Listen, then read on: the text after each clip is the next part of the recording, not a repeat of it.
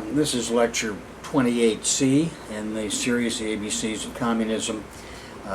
We're continuing with our discussion of what happened when George Bush moved his family from Midland, Texas to Houston, Texas.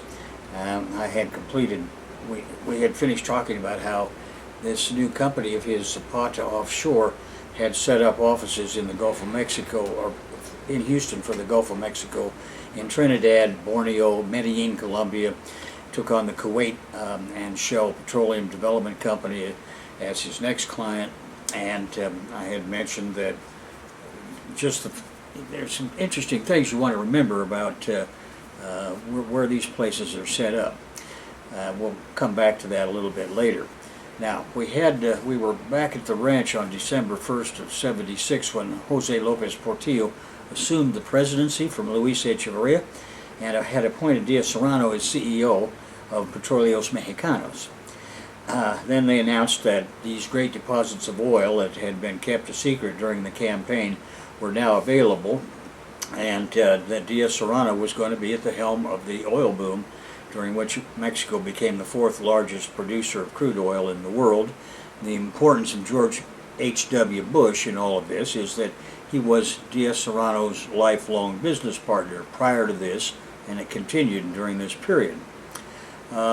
This enabled the spending that Lopez Portillo undertook immediately, enabled the start of major public works and economic development that took Mexico out of the recession that had been caused by Luis Echeverria and his massive stealing that had discouraged anybody investing other than members of his own gang.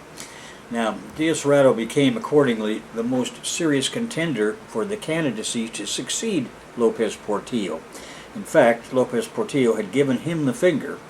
But in mid-1981, when oil prices had been cut internationally by member countries of OPEC, Diaz Serrano had done the same thing in Mexico, and he had cut the price of oil starting at $4 a barrel to begin with, and he did this without consulting Lopez Portillo, and that turned out to be the end of him, which is important because that set up a real contradiction with George H.W. Bush, too, who was his lifetime business partner. Now, right after that, Diaz Serrano was indicted for various crimes. I'll kind of skip over that. And that pretty much put an end to any future presidential aspirations he might have.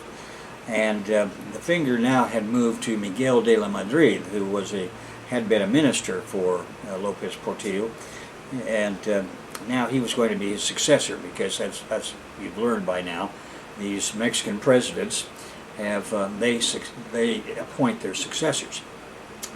Now, in the meantime, that is, to get rid of this Diaz Serrano, get him out of the picture, he'd been sent to the Soviet Union as their ambassador, and that was supposed to keep him out of the picture, but it didn't.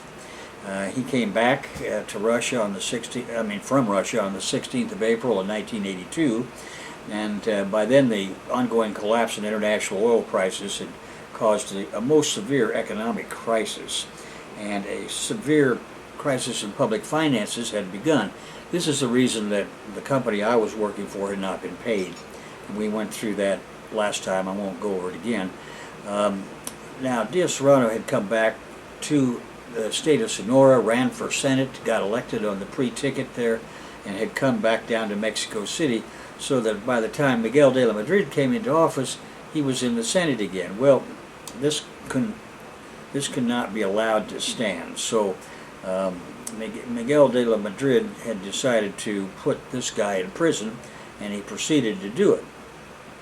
Now, Diaz Serrano lived a high life there in prison, as they say, with hot and cold running prostitutes and all the amenities normally enjoyed by the very wealthy who find themselves in these inconvenient prison situations. His release was simultaneous with the exit of Miguel de la Madrid in '88, amidst a splashy press showing, and he died in 2011.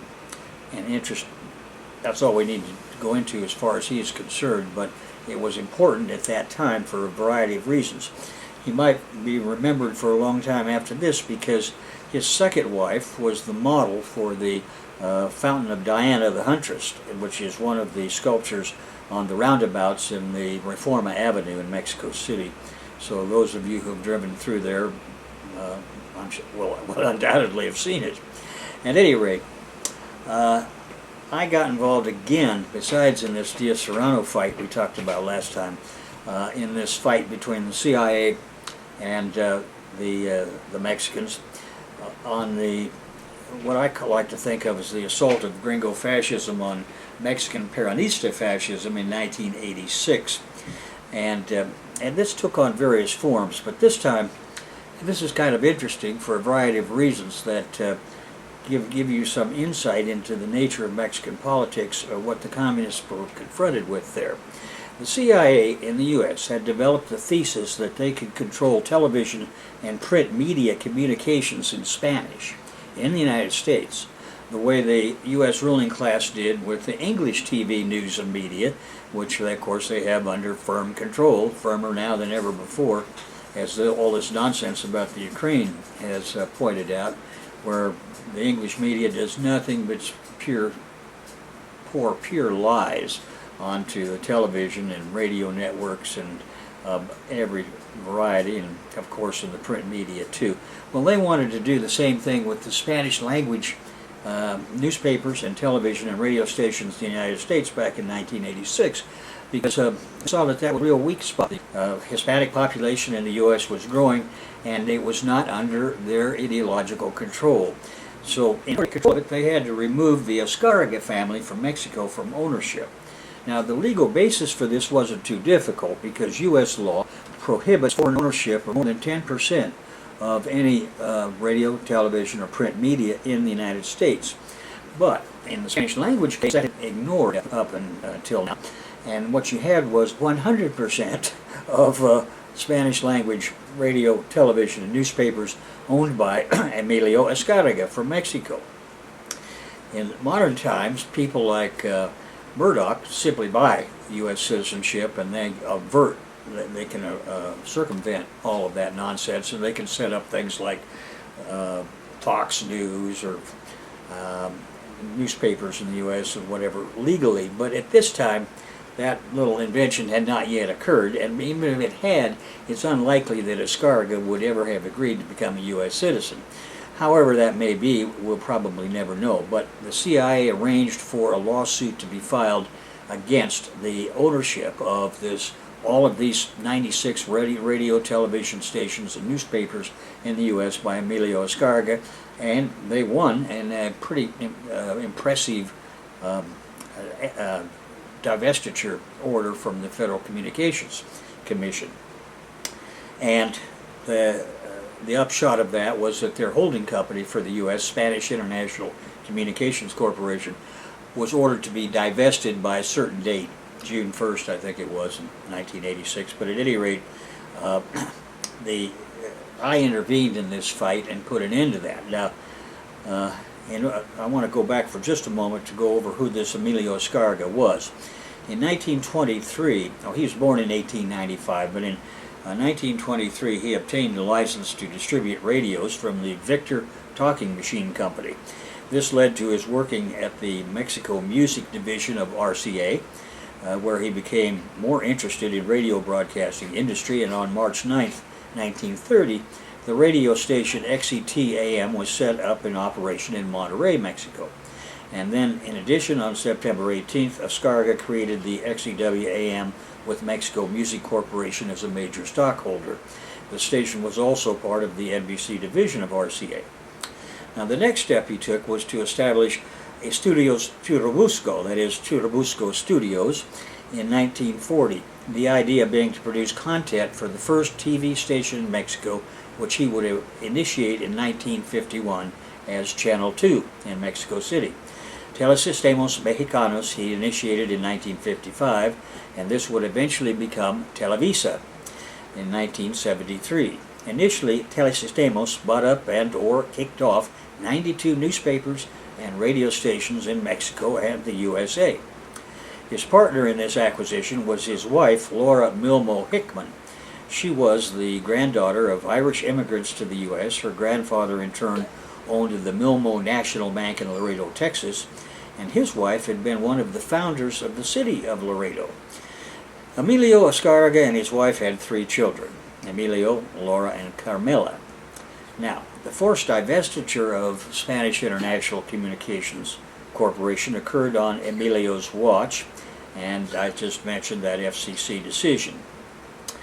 Emilio had become known as Emilio Azcárraga Jr., and he had inherited the managing role for the Azcárraga media empire, including SICC, which, after its court-ordered dissolution and my intervention to prevent this friendly sale to Hallmark, gave up the idea of direct TV, radio, and newspapers in the U.S. in favor of providing content to whomever owned these individual Spanish-language media, and this content provider became known as Univision to many Anglos in this country. My assault on the CIA plot, the trap is sprung. What happened was that I watched this situation closely, and 1 hour before closing time on the Hallmark offer and the SICC divestiture order, I sprung my trap. I had a letter from my father, Graydon W. Smith, former Idaho Republican Attorney General, now the attorney and leading representative for an independent acquisition group I had created. Hand-delivered letter from him to the SICC offices in Los Angeles, and it was an offer for $350 million US for SICC in cash and securities. Dad said he'd been up all night with lawyers for the Azcárragas, and the eventual outcome was that they threw in the towel. In a few weeks, they let it be known to the press that 1. The SEC was investigating me, and 2. At any rate, they would abandon their efforts to sell to a friendly purchaser, and they would sell all their media holdings immediately to U.S. buyers, whoever they might be, which is what they did. They came up with an even better idea of how to extend their media empire as an Azcárraga family, and that was to provide the content for these stations. After all, these Spanish-language stations, it doesn't do much good to own them if you don't have any content for them. So they decided what they would do is provide the content from Televisa, the station that they had legal ownership of course, for a long time in Mexico City, and then they would call their new service provider Univision. This meant that the entire multi-million-dollar CIA conspiracy to take over Spanish-language media in the U.S. had been destroyed, largely thanks to me. They knew this was my revenge for many things, and my father's revenge for having driven him to suicide at one time earlier.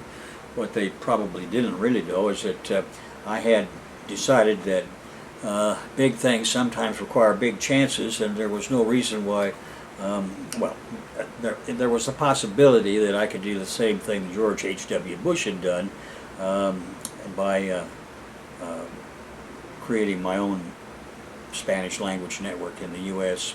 the way he had gotten a Mexican partner and done it in Mexico. But at any rate, highly pissed, the U.S. secret government made me its #1 target in 1989. The CIA had been foiled again, and my old enemy now doubled down in their plotting against me. Well, that was fine with me at the time, because I was willing to take the chance, and I didn't mind getting into a knockdown, drag-out fight with these scumbags, and I got what I wanted. At any rate, I was now on the radar of the real bosses, the Morgans, Mellons, the DuPonts, the Walker Bushes, and the Rockefellers.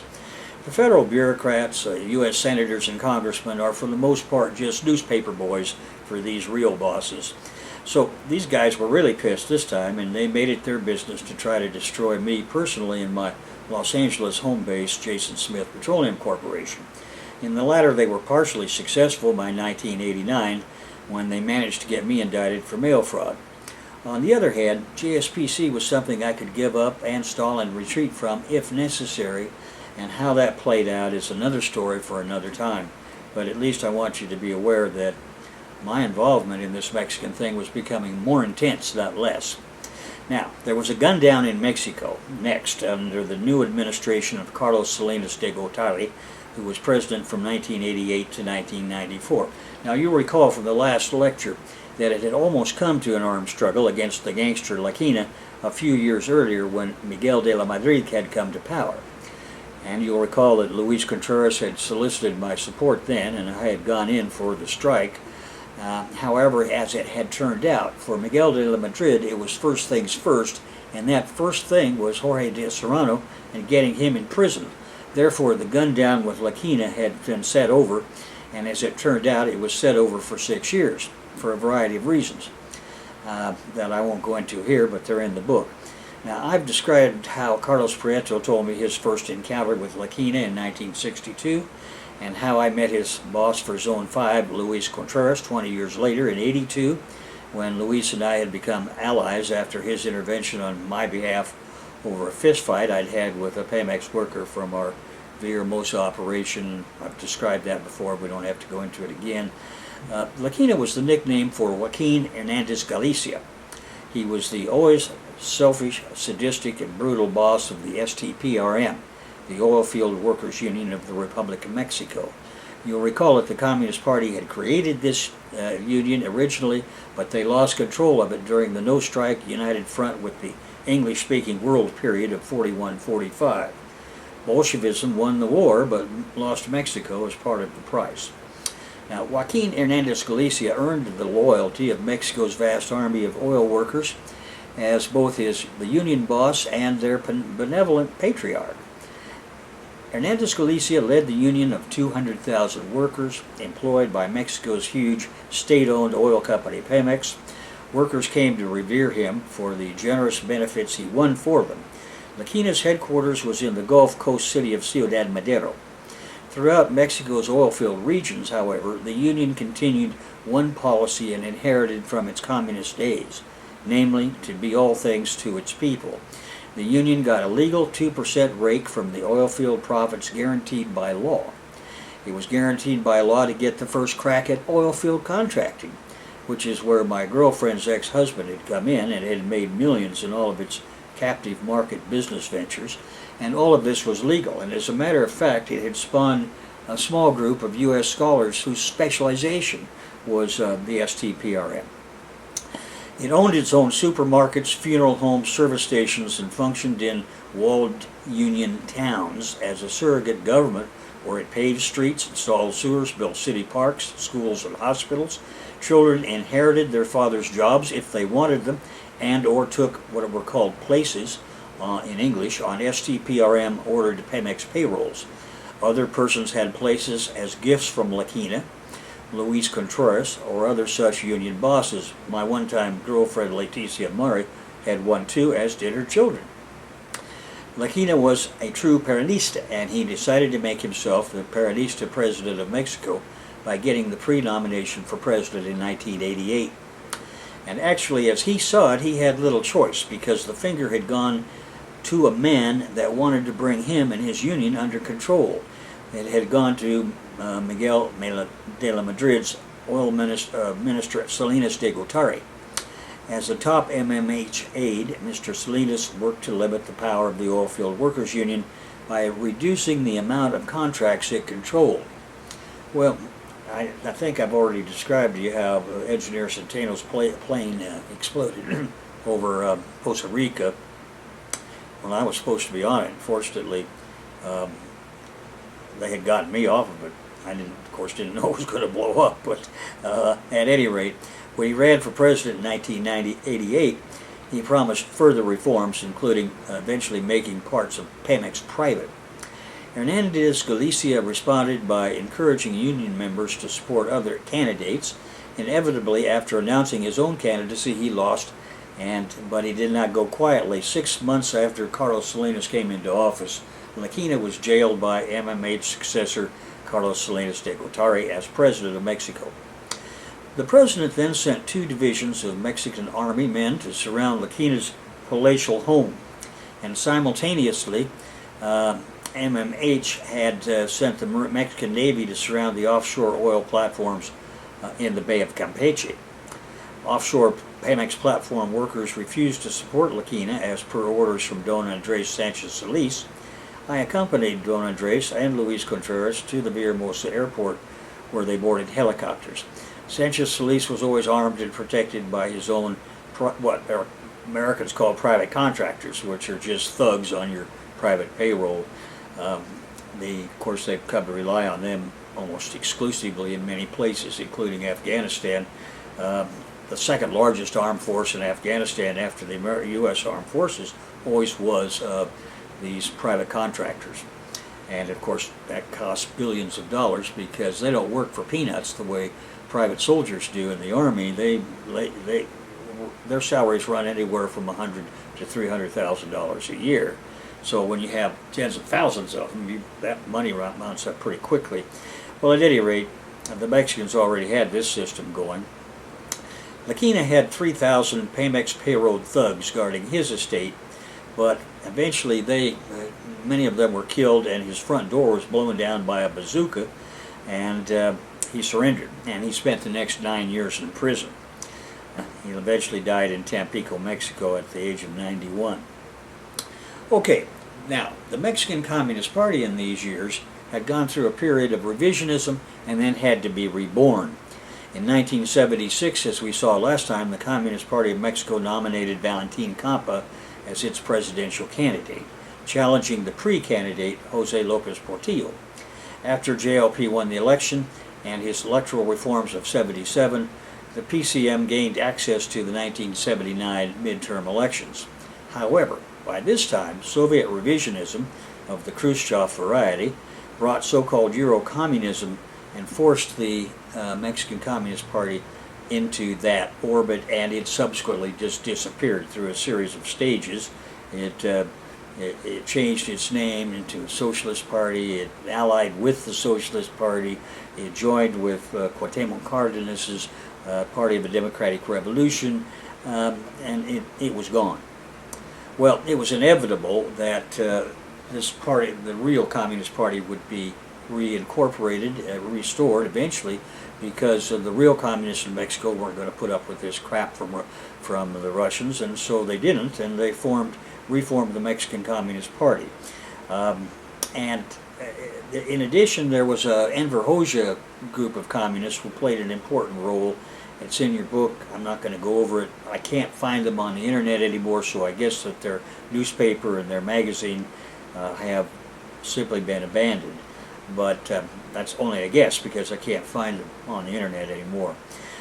The reality of the situation was that while the Mexican Communist Party was reformulated in 1994, it was going to be, its major activity was going to be now as a guerrilla army in Chiapas. And on the 1st of January of 1994, the same day the North American Free Trade Agreement went into effect, the Zapatista Liberation Army seized large parts of Chiapas state, and they have maintained them ever since.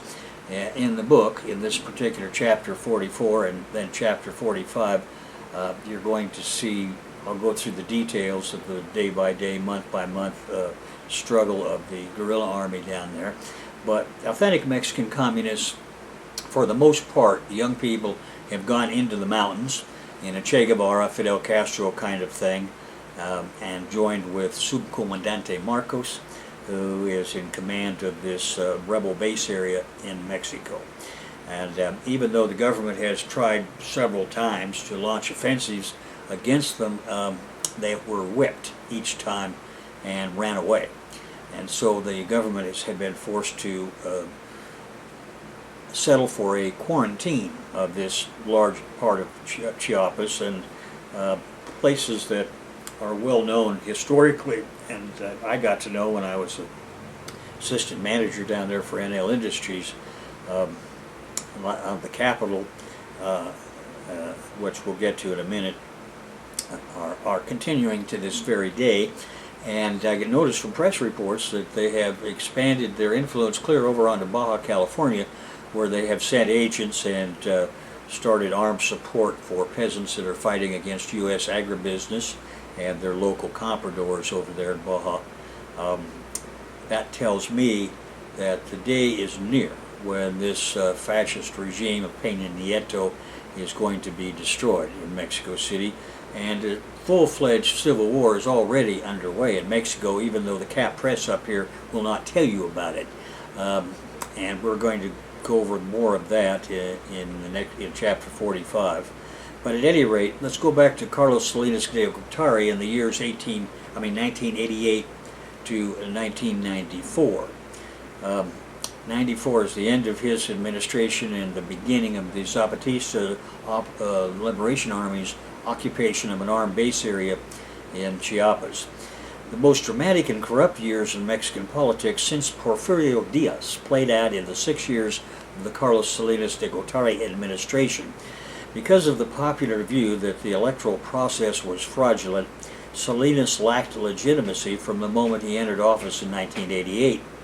So no one paid too much attention to his inaugural address in December when he said what he was going to do in terms of modernizing Mexico.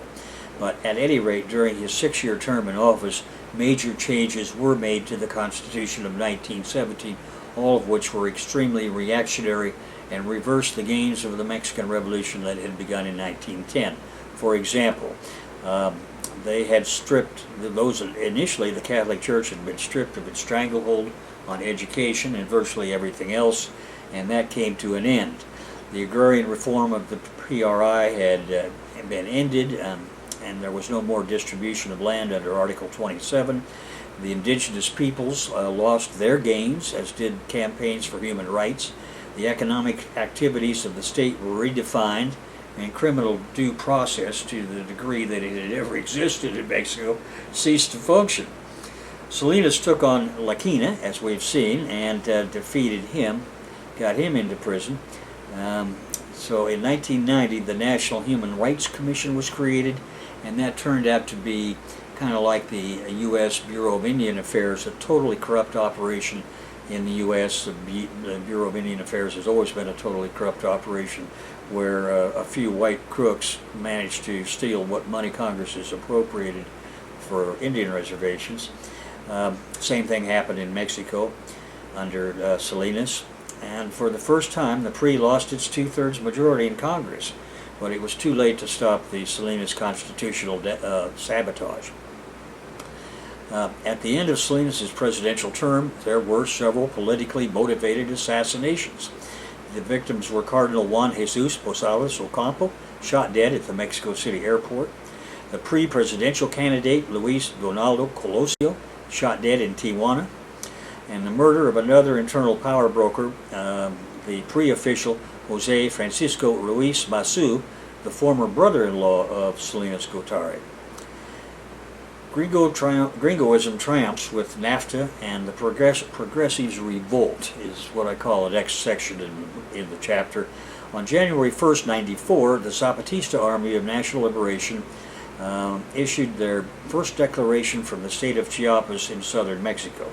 That date coincides with the date that the NAFTA, the North American Free Trade Agreement, came into force. Now, Mexico had established diplomatic relations with the Vatican, and Mexico became a member of the Asia-Pacific Economic Cooperation Organization and the Organization for Economic Cooperation and Development.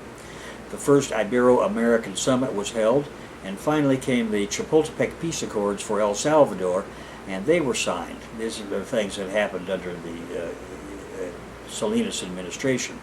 Now, Gringo neoliberalism prevails. Salinas continued with the neoliberal economic policy of his predecessor, Miguel de la Madrid. During his presidential term, the banking system that had been nationalized by López Portillo was reprivatized. The same thing happened in other key infrastructural enterprises, such as the national phone company, Telmex. In his 1989 development plan, published in 1989, he had listed these 4 objectives of protecting sovereignty, democracy, economic recovery, improving the living standard. By the end of his term, inflation had been reduced to 7% in 1994, the lowest figure in 22 years. Shortly after leaving office, due to the so-called December mistake, inflation again rose to 51%. During his term, the peso devalued from 2.65 to 3.60 per U.S. dollar. By November 1994, the last day of his term, the peso devalued far less than it had in the 2 previous terms, and went from 4 per dollar to 7.2 in a single week in December. The U.S. bosses imposed the North American Free Trade Agreement. It was a disaster for Mexico. and questionable for Canadian workers, and certainly it wasn't good for U.S. workers who saw their factories being shipped to Mexican cheap labor. Of course, the gringo monopolies gained huge increase in profits from Mexican cheap labor in business operations set up as maquiladoras, that is, these factories, gringo factories near the U.S. border, resulted in worst distribution of wealth since Porfirio Diaz. Salinas also renegotiated Mexico's foreign debt, which meant taking on new loans from the IMF and the World Bank and just rescheduling their old loans. And you know the IMF and the World Bank are the two primary instruments of U.S. imperialism worldwide, and that is certainly true in Mexico. The CSG gang expands and gets richer. Salinas favored many of his closest friends and new ones, including Carlos Slim. Also, Salinas Pliego with the privatization of Imevisión, later Azteca. All of those deals were flagrantly corrupt and were was immediately made apparent in the eyes of the Mexican people. The number of state-owned industries dropped from nearly 698 in 1988 to 150 in 1994. So in those 6 years, he managed to sell off all of these state companies at bargain basement corrupt prices to members of his own gang. Carlos Salinas' popularity and credibility at the time was never very good, because even though the cap press in Mexico and Gringolandia suggested that Salinas Gotari gave Mexico a prosperity not seen in a generation, everyone knew that this was because wages for common workers were never more than $1 a day. Perfect neoliberalism. This period of concentration camp type of labor fueled rapid economic growth, coupled with low inflation. Only the rich could spend on the economy. But this was hailed by cap political thinkers and their media as proof that Mexico was on the verge of becoming a first world nation.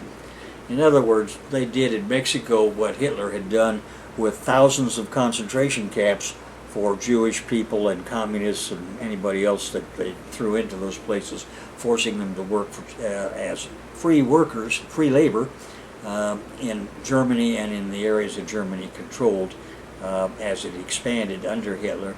That was the secret of the German economic miracle. There wasn't any economic miracle to it. It was simply the reintroduction of slavery.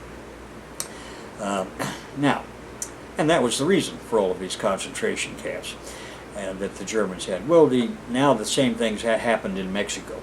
In the U.S., the Teamsters Union took the lead in pointing out in their publications to workers that this was exactly what the cap bosses of the U.S. wanted for North American workers.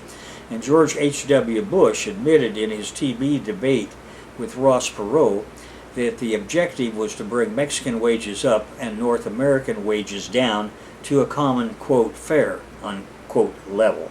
Perot responded that he did not think that U.S. labor would look at this objective in the same way.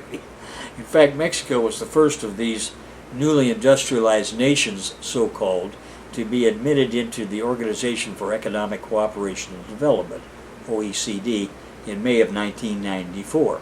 This was only a few months after the January introduction of NAFTA, which destroyed millions of well-paying North American jobs, and only a few months after the declaration of war by the Zapatistas, who set up an armed military base in the state of Chiapas, which they maintain to this present day, as I already mentioned.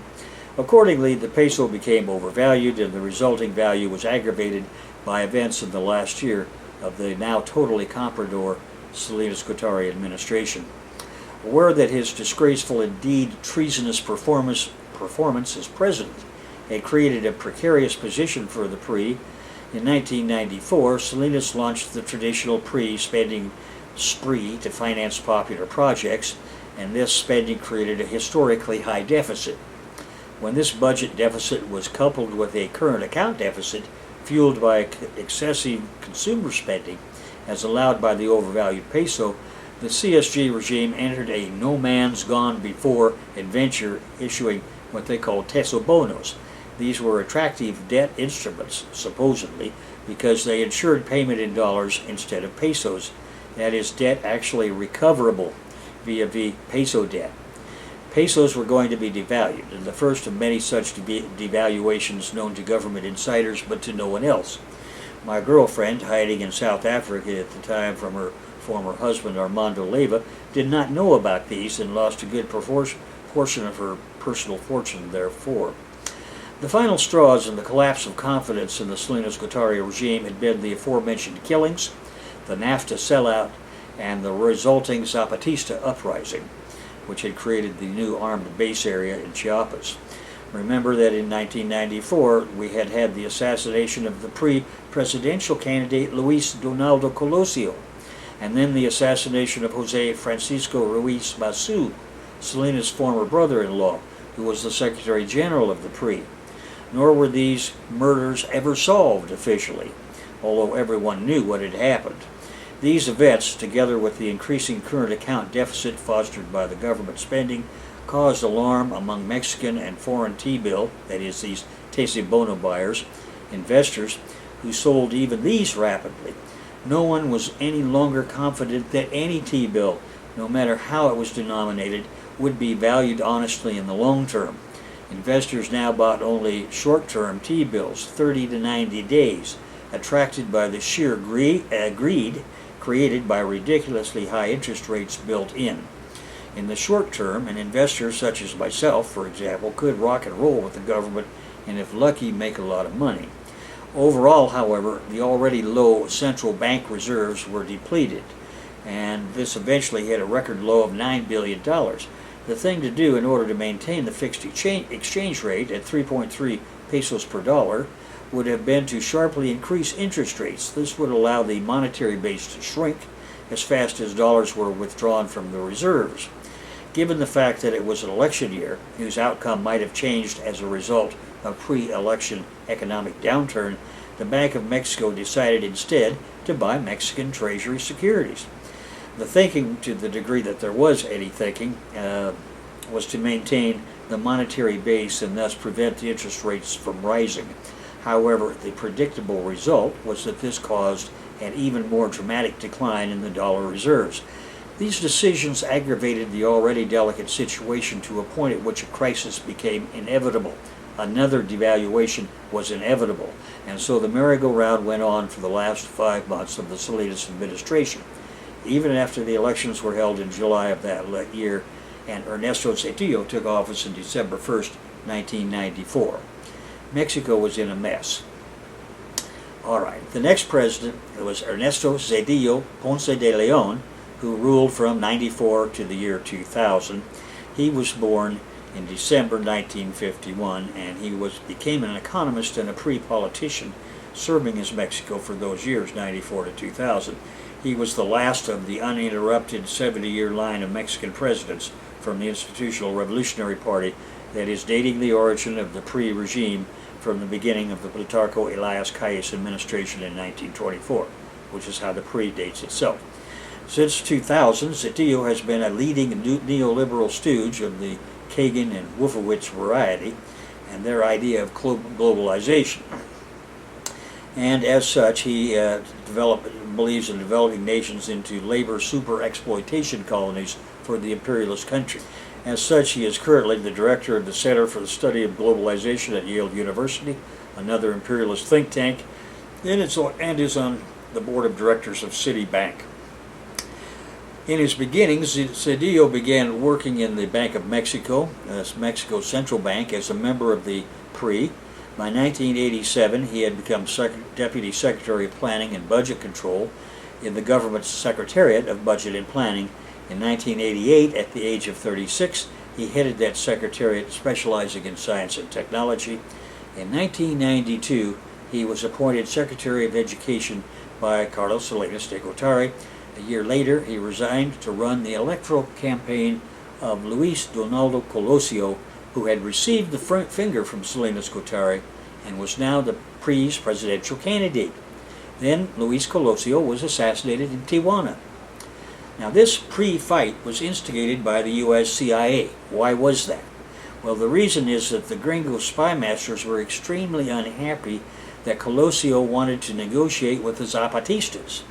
That is, these armed guerrillas that had set up this communist base area in Chiapas. And he had gone down there to visit Subcomandante Marcos, who was their top commander, and their other Zapatista leaders, and so the CIA decided to kill him. and they used a hitman of their own from Southern California to do the deed. And this was one of these Lee Harvey Oswald kind of things where it was shown on television, where Colosio was out there and they showed this guy come up and shoot him at point blank range. Almost exact repeat of the Lee Harvey Oswald farce. In 1994, after Colosio's assassination, Zedillo became one of the few PRI members who was eligible under Mexican law to take his place, since he had not occupied public office for some time, and he had been on the payroll of the CIA for much of his life, and to them he was a known and reliable and therefore acceptable quantity. The opposition, led by Cuauhtemoc Cárdenas, blamed Colosio's murder on Salinas. The fear of the gringo killers was so great that the CIA's hand in the matter was still not to be attacked publicly, although Cárdenas had to know what every other Mexican knew. And since the PRI's presidential candidate was always chosen by the current president, and thus Colosio had originally been Salinas' candidate, it was confusing that their political relationship could have been affected by any activity of Colosio's, although even a blind man could see that the trip to Chiapas had sealed his fate with the gringo bosses of the great colossus to the north. 20 years of treason were now on the horizon. Since Zedillo was not really a politician but an economist like Salinas, who clearly lacked the president's political influence, his choice seemed less corrupt than some other choice might have been. He was the first of the CIA victories over the Mexican presidency. They would install then Vicente Fox, the king of the drug narco presidents of Mexico, and his successor that he picked, Felipe Calderón, the next of the great drug presidents of Mexico. And finally, the most recent comprador and traitor, Peña Nieto. Another 20 years to the present day, as the latest scumbag is only in the middle of his term of colonial subservience. At any rate, Zedillo ran against Diego Fernando de Ceballos of the National Action Party and second-timer Cuauhtemoc Cárdenas of the Party of Democratic Revolution, and he won the election with 48.69% of the popular vote, supposedly. Now, back to our story. A few days after taking office, one of the biggest economic crises in Mexican history hit the country. U.S. neoliberal President Bill Clinton granted a U.S. $20 billion loan to Mexico as part of the phony repackaging of Mexico's foreign debt. Zedillo's presidential motto was well-being for your family. His most enduring act of government was the creation of Progresa, which was supposedly a poverty-fighting program, but in reality it was based on forcing the poorest families in Mexico to go to these gringo indoctrination schools. In other words, you could send your kids to these schools and they could go there for free as long as you promised that neither they nor you would ever get involved in any kind of left-wing electoral politics. When the next traitor president came to power, Vicente Fox, he renamed the program as Opportunities, but it was the same thing, run by the CIA. Zedillo conducted an electoral reform which lowered the influence of the PRI. The CIA insisted on destroying the PRI altogether as part of the same campaign that I had derailed against the Ascargas. Accordingly, in the 1997 elections, for the first time, the PRI did not win the majority in Congress. Zedillo also gave away the state railway company, Ferrocarriles Nacionales de Mexico. This robbery led to the suspension of passenger service in 1997. Gave it away to some of his favorite gang members. In 2000, Zedillo recognized the electoral victory of opposition candidate Vicente Fox before midnight on Election Day. Many PRI members realized for the first time that Zedillo was not only a traitor to the nation, but to the PRI itself.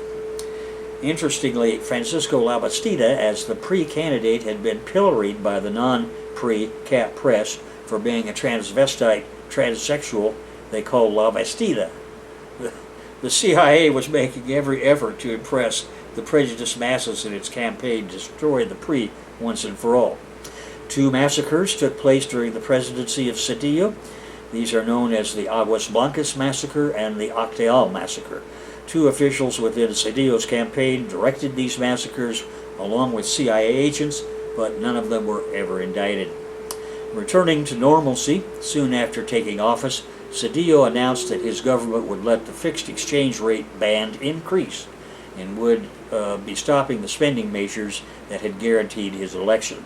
Then the government decided to let the exchange rate float. Many foreigners, including myself, withdrew their investments.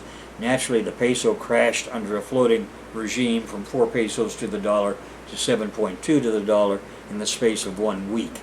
Small and medium-sized Mexican businesses with debts to be paid in dollars or that relied on supplies bought from the United States suffered an immediate hit. These were mass industrial layoffs and many suicides. The devaluation announcement was made on a Wednesday, and for the remainder of the week, foreign investors fled the Mexican market. The government did not intervene to prevent or discourage this capital flight until the following Monday. By then it was too late. Giant Mexican corporations and their allied gringo corporations made out like bandits, as they say, snapping up bankrupt small and medium Mexican enterprises for a penny and a song. This was, of course, the reason for the crashing of the peso to begin with. And the Salinas saga comes to an end. Shortly after leaving office in 1994, Salinas staged a brief hunger strike to protest the arrest of his older brother, Raul Salinas, for the murder of his brother-in-law, Jose Francisco Ruiz Masu. He abandoned his campaign, which had been backed by the United States to become the Director General of the World Trade Organization. He left Mexico for self-imposed exile and settled in Ireland. Beyond the disputes over responsibility for Mexico's economic programs, Carlos Salinas' reputation was to be further clouded by a series of controversies involving close family members. On December 6th of 2004, Salinas' youngest brother, Enrique, was found dead, his head wrapped in a plastic bag inside a car in the state of Mexico. The case remains unsolved. In January 1999, after a 4-year trial, Salinas' older brother, Raul Salinas, was convicted of ordering the murder of a pre-official and Salinas' brother-in-law, Jose Francisco Ruiz Masu, and he was sentenced to 50 years in prison. But in July 1999, an appeals court cut that sentence to 27 years. In June 2005, the conviction was overturned, and Raul Salinas was freed, having done a total of 6 years in prison for murder, as compared to life sentences handed out like candy to minor offenders. In November 1995, Raul Salinas' wife, Paulina Castañón, and his brother-in-law, Antonio Castañón, were arrested in Geneva, Switzerland, after attempting to withdraw $84 million from an account owned by Raul Salinas under an alias. Their capture led to the unveiling of a vast fortune spread around the world and amounting to hundreds of millions of dollars, even though Raul Salinas had never officially received an annual salary of more than $190,000. Imagine that, what frugality and genius he displayed in turning $190,000 into many hundreds of millions. A report by the U.S. General Accounting Office indicated that Raul Salinas had transferred over $90 million out of Mexico into private bank accounts in London and Switzerland through a complex set of transactions between 92 and 94. In 2008, the government of Switzerland turned over $74 million out of the $110 million in frozen bank accounts held by Raul Salinas to the government of Mexico. The Swiss Justice Ministry indicated that the Mexican government had demonstrated that $66 million of the funds had been misappropriated, and the funds with interest were returned to Mexico. Salinas divorced his first wife soon after leaving office and married his mistress, Ana Paula Gerard. Accordingly, he has 6 children by one wife, and 3 by one wife and 3 by the second, for 6 in total. In the last years of Zedillo's term, Carlos Salinas returned to Mexico to announce the publication of his book, Mexico, the Policy and Politics of Modernization. This memoir was written during his enforced stay in Ireland. In it, he defends his achievements and blames Zedillo for the crisis that followed his administration. Extremely pissed off, one group of bank debtors declared their outrage at what they saw as profiteering from their tragedy. The corrupt devaluations had destroyed many of them, and they took the decision to transcribe the whole book, even its layout, and gave it away electronically. On the other hand, Salinas announced in a great act of philanthropy that he would donate 1 printed copy to each public library in the country. As of May 2010, Salinas was still living in Dublin, Ireland. Now, let's go to the Lacandone Jungle secret meeting. On January 5th of 1995, the Secretary of Interior, Esteban Moctezuma, started a secret meeting process with Subcomandante Marcos called Steps Toward Peace. The meeting was held in the village of Guadalupe, Tepeyac, in the municipality of Pantelo in the state of Chiapas. The result was that the Mexican army would withdraw from certain areas that it occupied, including San Andres Lorenzaro.